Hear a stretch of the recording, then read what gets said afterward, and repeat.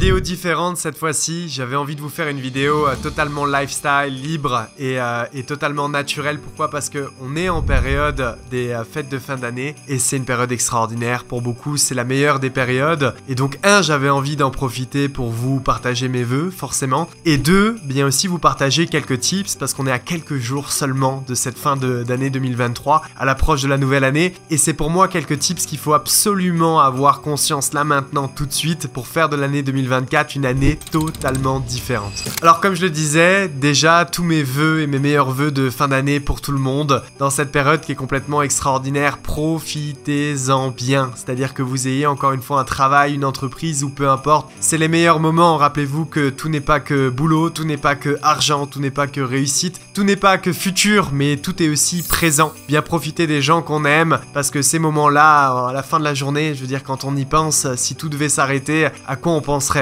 On penserait à ces moments-là, on penserait à ces gens. C'est pour ça que c'est juste des moments extraordinaires. Il faut vivre le présent, savoir décrocher aussi du business, décrocher du futur aussi pendant quelques jours. Et c'est pour ça que voilà, profitez-en bien. En tout cas, c'est vraiment mon message pour cette vidéo. Une fois que vous en ayez bien profité, ce que je vous invite à faire, c'est prendre aussi un temps avec vous-même. Sans parler cette fois-ci d'AGR, d'action génératrice de revenus, mais vraiment un temps avec vous-même où faites aussi en introspection un retour sur cette année 2023. Alors je sais que quand on fait un retour sur cette année 2023, bien souvent, notre cerveau, vous savez, est beaucoup plus focalisé sur les choses négatives que les choses positives. C'est comme ça, c'est la vie, et en plus la société veut nous faire penser comme ça. Donc bien souvent, on pense en fait sur ce qui n'a pas été, sur cette année 2023. Les éléments où on n'était pas content, ce qu'on aurait pu faire de mieux, là où on veut s'améliorer. Donc ça, oui, faites-le. Mais ce que j'aimerais que vous fassiez aussi, c'est tout ce qui a été. Tous les progrès que vous avez fait sur cette année 2023. Même si c'est des petits éléments sur certains sujets, faites-le. C'est important d'avoir de la gratitude. À un moment donné, il faut vouloir toujours plus, dans le sens où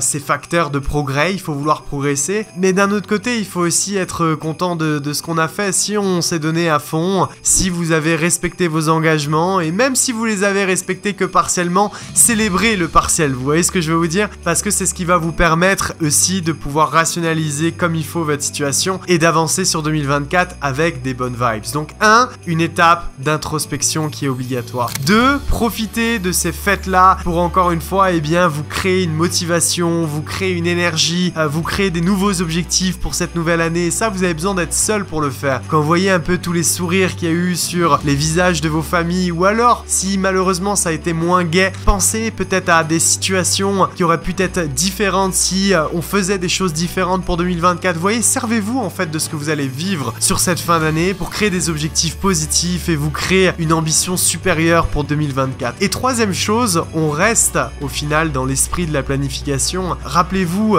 à chaque fois j'en parle, Jim Rohn disait toujours Don't start the day until you have it finished.